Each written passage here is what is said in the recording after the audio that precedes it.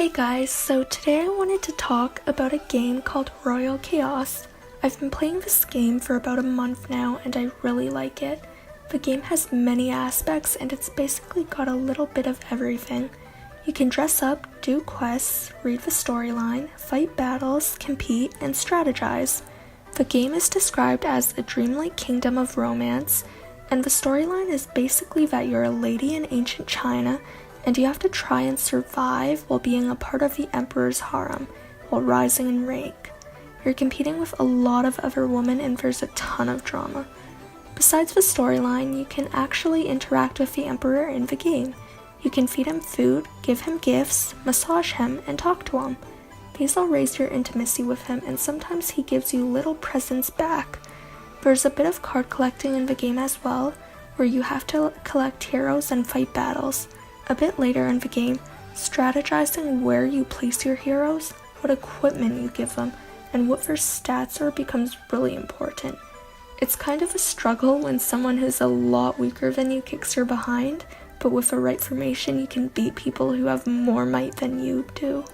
There's a lot of social and player versus player aspects to the game, which really helps build relationships within each different server. In fact, you can even marry someone in the game and host a wedding. You can join a faction, which is kind of like a guild, and work together with other people to be the top in your server. There's a local chat for the server and a faction chat, and several other chat rooms that reach across the game. You can also send your friends flowers, which raises something called friendliness with them. You can then send them a request to be male intimates, lifelong friends, bosom friends, or confidants once you've raised enough friendliness. As well, for many of the events you're interacting with other players in your server. Some of the events require players to support each other, such as the Pageant, where you vote for each other, then the top 10 participate in a fashion show, and in the others you compete against each other for rewards, like in Clan War, where the system automatically matches players to battle. Just like you can rise in the rankings in the story, you also have a ranking in the actual game. For the first few ranks, you have to win a battle to be promoted. In the higher ranks, you have to compete against other players in an assessment, and then you have to try and keep your spot and not get demoted.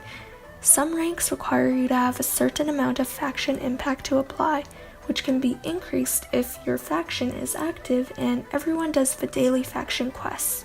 One of the best parts of this game is that even when you get stuck and you're having trouble advancing, there's always something else to do and the game is always auto-battling in the background, even while the app is closed. The app updates pretty frequently and there's constantly new events as well as some permanent ones, and for a lot of the events, there's participation rewards even if you don't win, which are really helpful.